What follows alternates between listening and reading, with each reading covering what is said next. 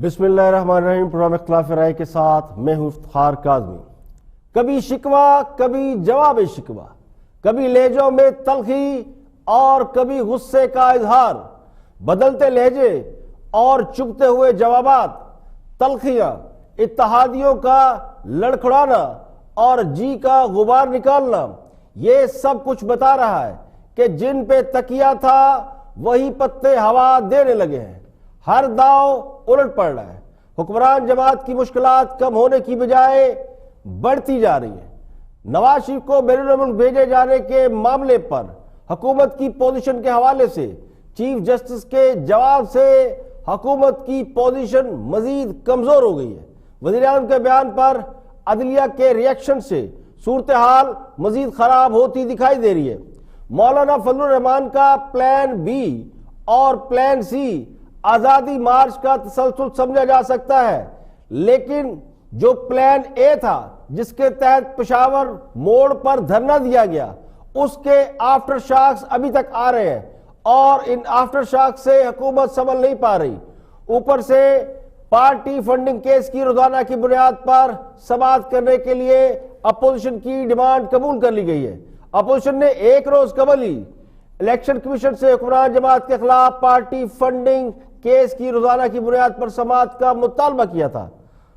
अब यह समाअत 26 नवंबर से रोजाना की बुनियाद पर होगी। अपोजिशन की डिमांड का फौरी तौर पर मंजूर हो जाना उसी खतरे का तसलसल समझा जा सकता है जिसके तलवार हुकूमत पर लटकती हुई दिखाई दे रही है।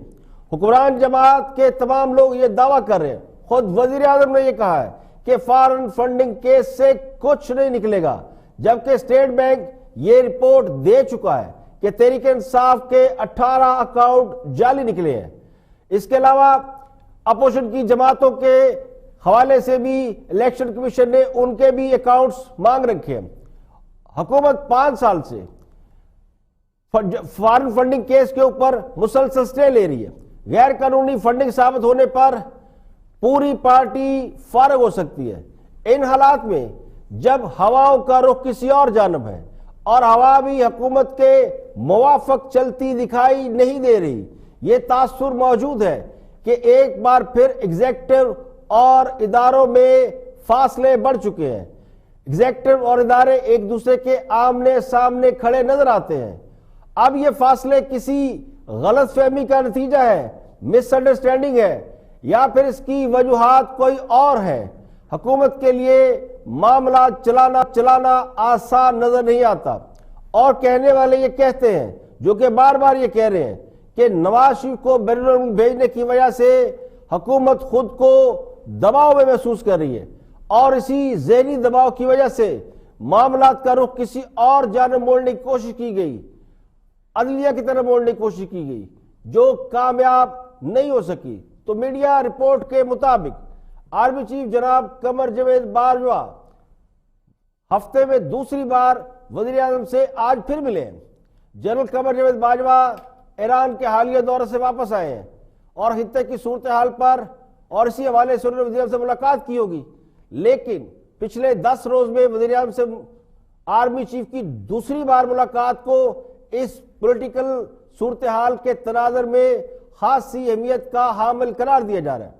बज़ाहिर हुकूमत इस वक्त अपने सरपरस्तों की हमायत से महरूम नजर आती है और अपने वोटर और सपोर्टर का दबाव भी महसूस कर रही है, तो अंदर से भी हमायत कम हो रही है और बाहर से भी हमायत कम नजर आती है। और अदलिया पर इल्जाम तराशी और चीफ जस्टिस के मुदब्बराना जवाब के बाद हुकूमती महाज पर खामोशी छाई हुई है। और पार्टी फंडिंग केस के हवाले से मुस्लिम लीग नून के रहनुमा अहम प्रेस कॉन्फ्रेंस कर रहे हैं, जरा देखते हैं क्या फरमाते हैं एहसन इकबाल और मरियम औरंगजेब। और उन टेस्ट की रोशनी में इंशाअल्लाह ताला उनके अगले जो इलाज के मराहिल हैं उनका वहाँ मुआलिजीन फैसला करेंगे। हम सब दुआ गो हैं कि अल्लाह ताला जल्द अज जल्द उन्हें मुकम्मल सेहत अता फरमाएं और वो वतन वापस आएँ और उनका दिल भी पाकिस्तान के अंदर ही वो छोड़ कर गए हैं और वो चाहते हैं कि जल्द अज जल्द मुकम्मल सेहतयाब होकर वो पाकिस्तान वापस आएँ। आज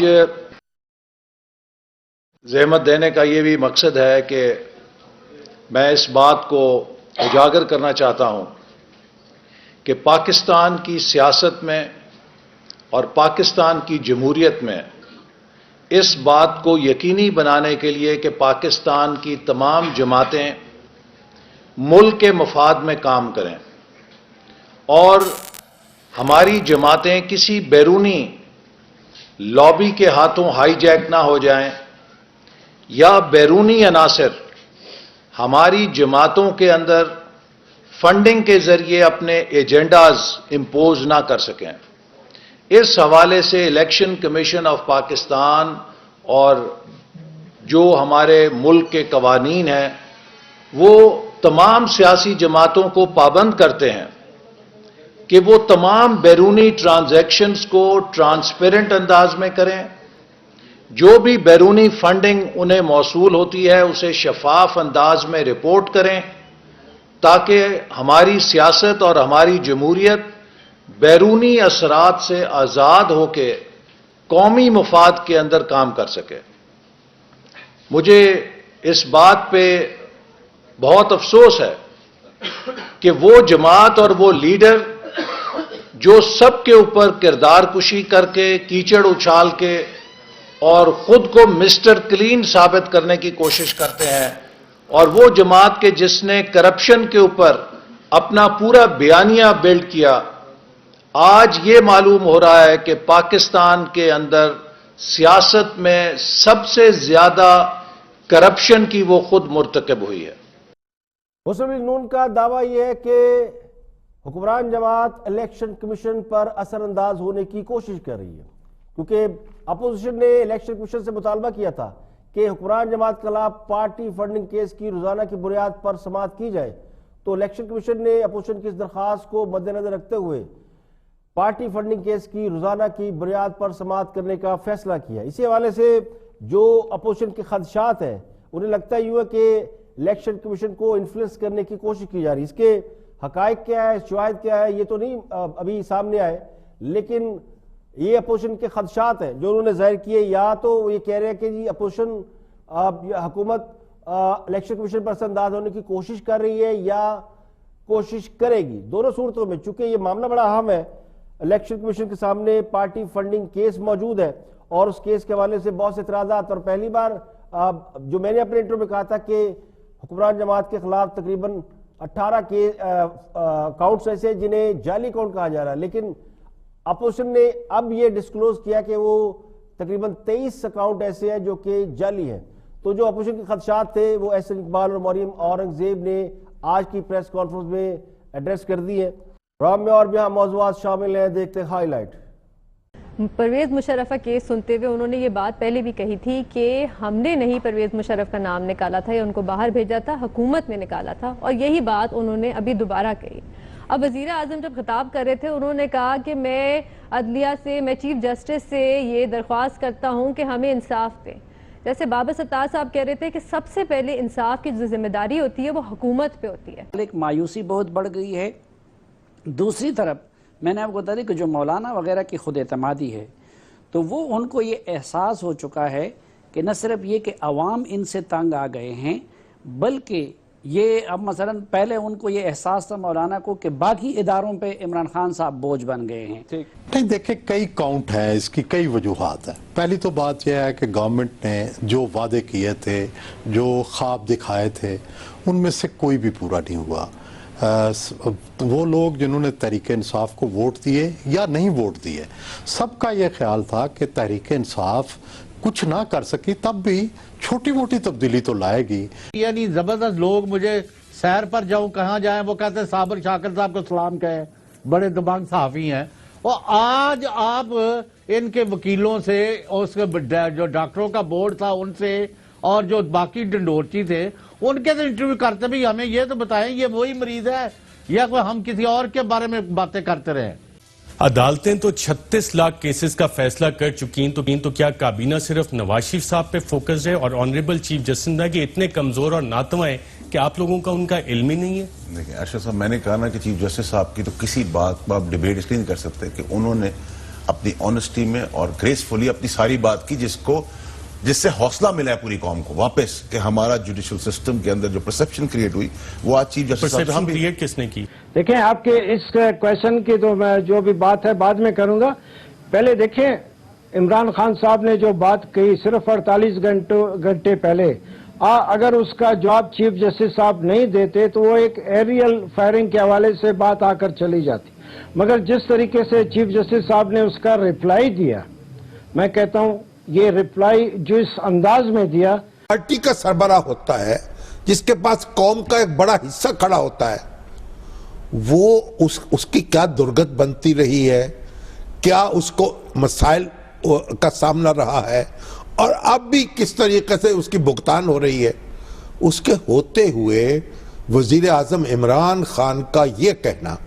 اور سب سے پہلے بات کرتے ہیں حکومت کے وزیر فیصل واڈا، ابھی وسائل کے وزیر ہیں، موجودہ سچویشن کے اوپر بات کر رہے ہیں. فیصل واڈا کیا موقف ہے حکومت کا؟ چیف جسٹس جناب آصف سعید کھوسہ نے وزیر اعظم کے ایک بیان کے بعد اپنا ریئیکشن دیا، اسی پہ فیصل واڈا بات کر رہے ہیں. Watch this. عدالتیں تو 36 لاکھ کیسز کا فیصلہ کر چکی ہیں تو کیا کابینہ صرف نواز شریف صاحب پہ فوکس ہے اور آنریبل چیف جسٹس نے کہ اتنے کمزور اور ناتواں ہیں کہ آپ لوگوں کا ان کا علم ہی نہیں ہے؟ دیکھیں ارشد صاحب، میں نے کہا نا کہ چیف جسٹس صاحب کی تو کسی بات پر آپ ڈیبیٹ اس لیے نہیں کر سکتے کہ انہوں نے اپنی آنیسٹی میں اور گریسفلی اپنی ساری بات کی جس سے حوصلہ ملا ہے پوری قوم کو واپس کہ ہمارا جوڈیشل سسٹم کے اندر جو پرسپشن کریٹ ہوئی وہ آج چیف جسٹس پرسپشن کریٹ کس نے کی؟ پرسپشن تو دیکھیں اگر آپ مجھ سے پوچھیں تو میں آپ کو بہت ساری چیزیں ابھی مثالیں دیتا ہوں. جس جج کی ویڈیو بنائی گئی اس جج کو فارغ کر دیا، جنہوں نے ویڈیو بنائی ان کے ساتھ کچھ ہوا. حمزہ شہباز شریف چنگاڑتے ہیں آ کر جج کے سامنے، اس کے ساتھ کچھ ہوا. ساہیوال کیس کے اندر کچھ ہوا، ماڈل ٹاؤن کیس کے اندر کچھ ہوا، اس سے پہلے بلدیہ ٹاؤن کے اندر کچھ ہوا.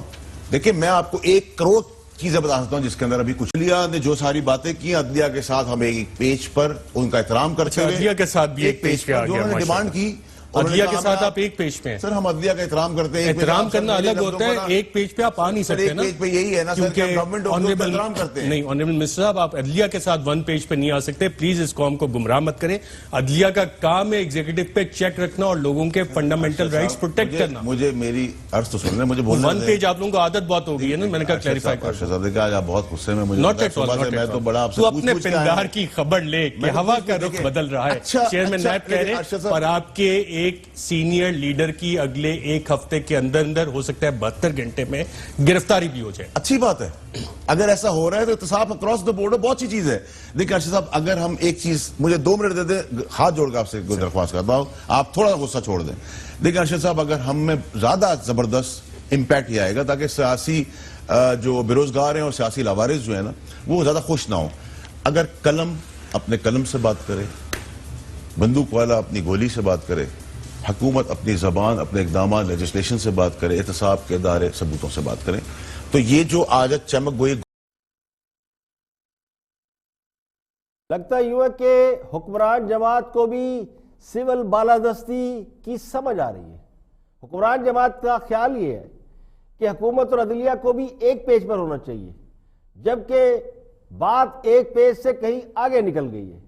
کل تک جو لوگ سویلین بالادستی کے نعرے لگانے والوں کو یہ مشورے دیتے تھے کہ اداروں کے ساتھ محاذرائی نہ کریں، آج خود ان کے منہ سے پھول جھڑتے دکھائی دے رہے ہیں. حکومت کو بھی اس بات کا احساس ہو رہا ہے کہ اداروں کا اپنی حدود و قیود میں رہنا کس قدر ضروری ہے، ورنہ حکومتوں کے لیے کام میں بے حد دشواریاں پیدا ہوتی ہیں. اب سوال یہ ہے کہ جب آپ کو اقتدار میں آنا ہو تو جس کا کندھا ملے اس پر سوار ہو جاتے ہیں، اور اقتدار میں آتے ہی ہر وہ شخص کیوں برا لگنے لگتا ہے جو راستہ دکھانے یا سمجھانے کی کوشش کرتا ہے. عدلیہ کے حوالے سے تاثر حکومت کے سیاسی مخالفین نے پیدا نہیں کیا، خود وزیر اعظم اور وزراء کی گفتگو سے پیدا ہوا. اگر حکومت نواز شریف کو بھیجنے کا فیصلہ کر چکی تھی تو پھر 7 ارب روپے کے امیونٹی بانڈ کی شرط عائد کر کے انہیں عدالت کا راستہ کیوں دکھایا گیا؟ کیوں یہ استدلال اختیار کیا گیا کہ ہم تو بانڈ کے بغیر نہیں جانے دیں گے، عدالت چاہے تو بھیج دے؟ تو جب اپنے فیصلوں کو عملی جامہ پہنانے کے لیے کسی اور کے کندھوں پر بندوق رکھ کر چلائیں گے تو پھر بیک فائر بھی اسی طرح ہوگا. تو عدلیہ پر الزام تراشی سے پہلے یہ سوچنا چاہیے تھا کہ خود حکومت نے عدلیہ کے حوالے سے کتنی قانون سازی کی ہے، کتنے کیسز میں نیک نیتی سے اس کی پیروی کی گئی ہے. یہ جتنے کیس ابھی وارڈا صاحب نے دکھائے ہیں ان کی پیروی کس نے کرنی تھی؟ تو عدلیہ کے حوالے سے جو ریفارمز ہیں وہ اصل میں مسئلہ ہے، وہ حکومت کی ذمہ داری ہے، جس میں میرے نزدیک حکومت ناکام رہی ہے. یہاں پہ لیں گے ایک بریک، اور بریک کے بعد جب واپس آئیں گے اور بھی ہم موضوعات آپ کے ساتھ شیئر کریں گے. ویلکم بیک، آپ دیکھ رہے ہیں پروگرام اختلاف رائے اور میں ہوں افتخار کاظمی. علی احمد کرد ممتاز قانون دان ہے اور جاوید چودھری کے ساتھ گفتگو کر رہے ہیں. چیف جسٹس جناب آصف سعید کھوسہ کے ایک بیان کے حوالے سے کل جو انہوں نے گفتگو کی اور حکومت کی جانب سے نواز شریف کو باہر بھیجے جانے کے الزام کا جواب دیتے ہوئے جو چیف صاحب نے کہا اس پر علی احمد کرد اپنی رائے کا اظہار کر رہے ہیں. علی احمد کرد: اور اگر یہ سارے ادارے یا سب لوگ جو بول رہے ہیں اس کا کچھ نہ کچھ تو نتیجہ نکلے گا، کیا نکلے گا سر؟ دیکھیں، آپ کے اس کویشچن کی تو میں جو بھی بات ہے بعد میں کروں گا. پہلے دیکھیں، عمران خان صاحب نے جو بات کہی صرف 48 گھنٹے پہلے، اگر اس کا جواب چیف جسٹس صاحب نہیں دیتے تو وہ ایک ایریل فائرنگ کے حوالے سے بات آ کر چلی جاتی. مگر جس طریقے سے چیف جسٹس صاحب نے اس کا ریپلائی دیا، میں کہتا ہوں یہ ریپلائی جو اس انداز میں دیا، میں بحیثیت وکیل کے اور وکیلوں کی ایک بہت بڑی اکثریت کی آواز کے طور پہ، یہ میں اپنی بات نہیں کر رہا ہوں، ایک بہت بڑے وکیلوں کی آواز کے طور پہ جو چیف صاحب کا جو انداز تھا وہ غلط تھا. یہ افسوس سے کہنا پڑتا ہے. جو اب مثال کے طور پہ کھوسہ صاحب نے آن ایئر یہ بات کہی ہے کہ ہم نے ایک پرائم منسٹر کو جو ہے ہم نے کنوکٹ کیا، ایک کو ہم نے ڈسکوالیفائی کیا، اور جنرل پرویز مشرف صاحب ان کا کہا کہ بھائی اس کا ججمنٹ بھی آ رہا ہے. میں سمجھتا ہوں چیف جسٹس صاحب یہ غلط تو نہیں ہے، یہ ہوا ہے نا. پاکستان دیکھیں کہیں نہ کہیں تو لیڈ لے رہا ہے. پاکستان دنیا کے ان چند ملکوں میں ہے جس میں 2 پرائم منسٹر کو عدلیہ نے سزائیں دی. ایک کی گورنمنٹ ختم ہوئی، ایک کو سزا دی گئی.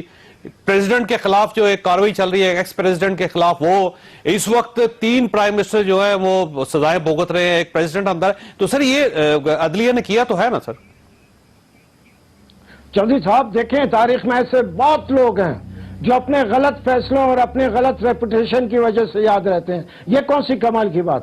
تو میں کہتا ہوں جب چیف جسٹس صاحب نے جس فخریہ انداز میں یہ بات کی، ان کو علم نہیں ہے کہ ان ججمنٹس میں، ان فیصلوں کے بارے میں لوگوں کی کیا رائے ہے، وکیلوں کی کیا رائے ہے. وہ ان کو معلوم، جب ان کو علم تھا کہ یہ اب میں یہ کہتا ہوں چیف جسٹس صاحب خود یہ فیصلے پھر پڑھ لیں، پھر پڑھیں اور اپنے دل پہ ہاتھ رکھ کے کہیں کہ یہ فیصلے صحیح ہیں. تو میں یہ کہتا ہوں کہ جس طریقے دیکھیں، خان صاحب نے عدلیہ پر نواز شریف کے حوالے سے اعتراض کیا تھا اور یہ تاثر دیا جا رہا تھا کہ نواز شریف کو حکومت نے باہر بھیجنے کا فیصلہ نہیں کیا بلکہ عدالت نے باہر بھیجا ہے. تو یہ تاثر درست نہیں ہے. نواز شریف کو خود حکومت نے باہر جانے کی اجازت دی اور ای سی ایل سے نام نکالنے کا فیصلہ کیا. حکومت نے 7 ارب روپے کی امیونٹی بانڈ کی شرط عائد کی، عدالت نے صرف وہ کنڈیشن ہٹا دی. اس کے علاوہ جو حکومت نے فیصلہ کیا تھا اسی پر عمل کرایا گیا. تمام آئینی قانونی ماہرین کی رائے میں وہ شرط بلا جواز تھی اور اس شرط کو پولیٹیکل پوائنٹ سکورنگ کے ذریعے کے لیے استعمال کیا جا سکتا تھا. یہی بات کورٹ میں نواز شریف کے وکلاء نے پروو کی. ہاں صاحب نے رحم کھانے کا دعویٰ کیا، نواز شریف کو باہر جانے کی اجازت دی، لیکن تاثر یہ دیا گیا کہ عدلیہ خدا نخواستہ طاقتوروں کے آگے سرنگوں ہو گئی ہے. تو چیف جسٹس نے عدلیہ کے خلاف اس تاثر کو یا اس پروپیگنڈا کو کاؤنٹر کیا. لیکن یہ بھی درست ہے کہ نواز شریف اور یوسف گیلانی کے خلاف فیصلے متنازع تھے. ان فیصلوں کے بارے میں یہ تاثر موجود ہے کہ یہ فیصلے جوڈیشل وکٹمائزیشن سمجھے جاتے ہیں. لیکن چیف جسٹس صاحب نے طاقتور لوگوں کے خلاف فیصلوں کی جو مثال دی ہے، فیصلے غلط اور صحیح ہو سکتے ہیں. نواز شریف کو سزا دینے کا فیصلہ لوگ نہیں مانتے. ان فیصلوں پر اعتراض کرنے والوں کی تعداد اچھی خاصی ہے. اور اگر چیف جسٹس یہ سمجھتے ہیں کہ 2009 کے بعد سے عدلیہ آزاد ہے، جو ہم سب سمجھتے ہیں، عدلیہ بحالی کی تحریک میں سیاستدان، وکلاء، جرنلسٹ سب لوگ شامل تھے، اور اگر چیف جسٹس بھی اسی امپریشن یا اسی پرسیپشن کے تحت یہ بات کر رہے ہیں کہ عدلیہ آزاد ہے، کسی بیرونی قوت یا طاقتور کے زیر اثر نہیں، تو اس حوالے سے بھی لوگ مختلف رائے ضرور رکھتے ہیں۔ نقطہ نظر میں مجیب الرحمان شامی اس حوالے سے اپنا نقطہ نظر پیش کر رہے ہیں۔ واچ مجیب الرحمان شامی۔ پارٹی کا سربراہ ہوتا ہے جس کے پاس قوم کا ایک بڑا حصہ کھڑا ہوتا ہے، وہ اس کی کیا درگت بنتی رہی ہے، کیا اس کو مسائل کا سامنا رہا ہے، اور اب بھی کس طریقے سے اس کی بھگتان ہو رہی ہے، اس کے ہوتے ہوئے وزیر اعظم عمران خان کا یہ کہنا کہ طاقتور جو ہے ان کا احتساب نہیں ہوتا، یا طاقتور جو ہے اس کے عوام پر عدلیہ جو اعتماد بحال کرے۔ انہوں نے کہا جی ہمارے ملک کو انصاف دے کر آزاد کریں، ججز سے اپیل کی انصاف، اور کہا کہ یہ تاثر ہے کہ طاقتور کے لیے ایک اور کمزور کے لیے دوسرا قانون ہے، میں چیف جسٹس سے کہتا ہوں کہ اس تاثر کو ختم کریں۔ یہ ایگزیکٹ ان کا کوٹ، یعنی آپ یہ دیکھیے کہ بغیر سوچے سمجھے یہ فکرے ادا کیے گئے، اور حکومتی وزراء جو ہیں ان کو عادت پڑی ہوئی ہے اس طرح کے فکرے دہرانے کی۔ دو تو ابھی کنٹیمپٹ کے انڈر نوٹس ہیں جی، اور میرا خیال پوری کابینہ جو ہے کم و بیش ایک ایسا وقت آ سکتا ہے کہ ساری توہین عدالت میں گرفتار ہو جائے۔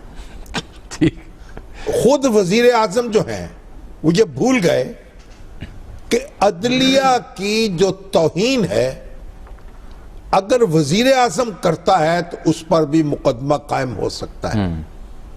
جسٹس سجاد علی شاہ، نواز شریف صاحب نے کیا کہا تھا؟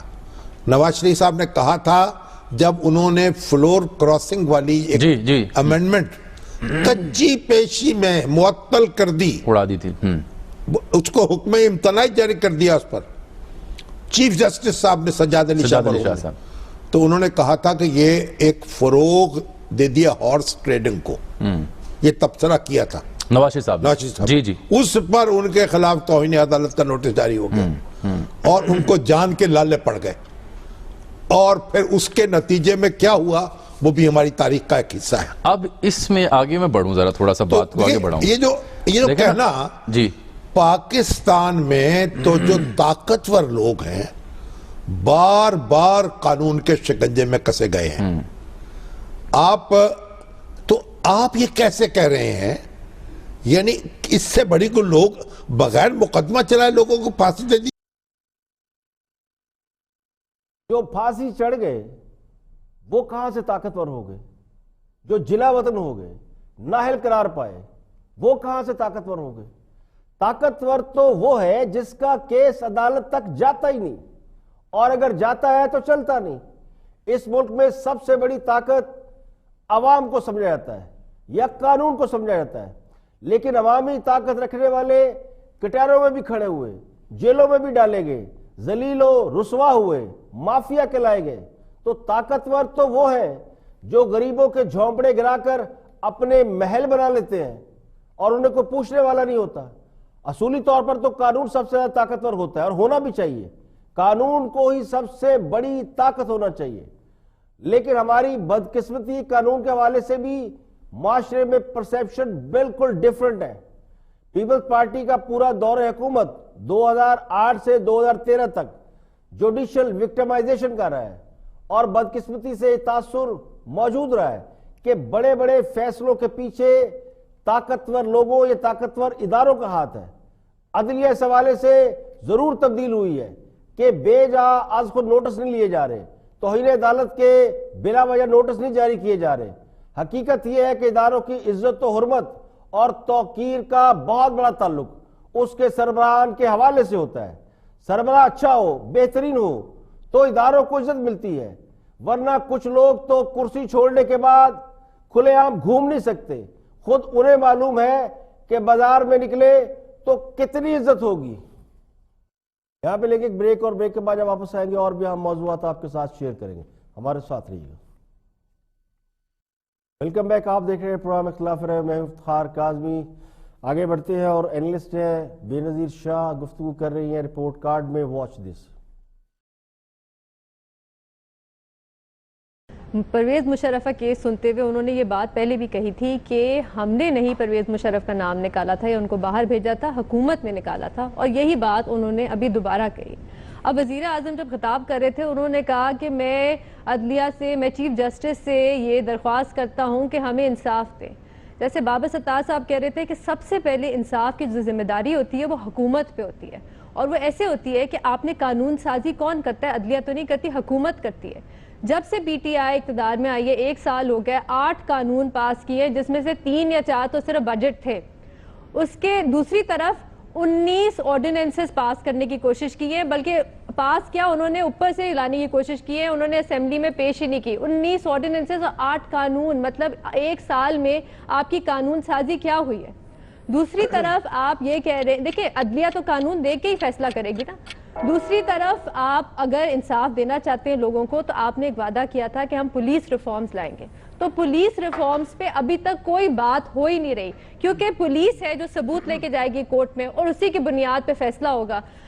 अभी 2 महीने पहले, अब सब मैं ये सिर्फ पढ़ के सुनाना चाहती हूँ, चीफ जस्टिस ने एक और भी स्पीच दी थी। उन्होंने बड़ी तफसील से जो कोर्ट में जो वो रिफॉर्म्स ला रहे हैं उस पर उन्होंने बात की थी, और उन्होंने एक बड़ी अहम बात की थी। उन्होंने कहा था, no meaningful reforms can be introduced in the criminal justice system unless the police is reformed. ये एक बड़ी अहम चीज़ है कि अगर आप इंसाफ देना चाहते हैं तो आप सबसे पहले कानून साजी करें, आप पुलिस को रिफॉर्म करें, क्योंकि ये सारी चीज़ें प्रोसिक्यूशन को मजबूत करेंगी और केस को मजबूत करेंगी। और ये भी एक बात जो चल रही है कुछ दिनों से कि नवाज शरीफ को आपने एक स्पेशल परमिशन दी और भी इतने कैदी हैं जो बड़े शदीद बीमार हैं, उनके लिए कुछ नहीं किया जा रहा। तो ये कौन करेगा? ये हुकूमत करेगी ना, क्योंकि ये तो इस्लामाबाद हाई कोर्ट ये कह चुका है कि ये जुरिस्डिक्शन है सूबाई हुकूमत की। और ये पिछले साल मैं आपको बताऊं सुप्रीम कोर्ट में ये लिस्ट भी जमा हुई थी कि कितने कैदी हैं जो टर्मिनली इल हैं। जो 90 कैदी थे उसमें से 20 कैदी को HIV एड्स था, और तब से अब तक मतलब इस पे कोई बात नहीं हो रही। ये अगर आपकी जिम्मेदारी है तो आप अदलिया पे बाद में उंगलियां उठाएं, पहले आप इनको तो इंसाफ देना। इन 90 कैदियों को बेल पे इनको या इनकी सस्पेंशन करें या इनको आप बेल पे रिहा करें। जब हुकूमतें अपनी नाकामियां दूसरों के सर पर डालती हैं, खासकर इदारों के सर पर डाल देती हैं, तो समझ जाना चाहिए कि या तो हुकूमत के पास इख्तियारात नहीं है या फिर अहलियत नहीं है, हुकूमत चलाना नहीं आती। इदारे हुकूमत के मातहत होते हैं, हुकूमत के अंडर कंट्रोल होते हैं, और हुकूमतें, सियासी जमातें अपने विजन के तहत चलाती हैं, अपनी ज़रूरियात के मुताबिक, यानी विजन को मद्देनजर रखते हुए इदारों में रिफॉर्म्स करती हैं। अगर कोई नई हुकूमत इदारों में रिफॉर्म्स नहीं करती तो फिर अपने पेशरों से, यानी जाने वाली हुकूमत से या पिछली हुकूमत से बेहतर या मुख्तलिफ नताइज कैसे दे सकती है? किसी भी इदारे या गवर्नेंस के कामों में अगर हुकूमत खुद कीड़े निकालने शुरू कर दे, खामियां निकालना शुरू कर दे, फला इदारा नहीं चल रहा, फला नहीं चल रहा, फला नहीं चल रहा, तो दरअसल वो अपनी नाकामी का एतराफ कर रही होती है।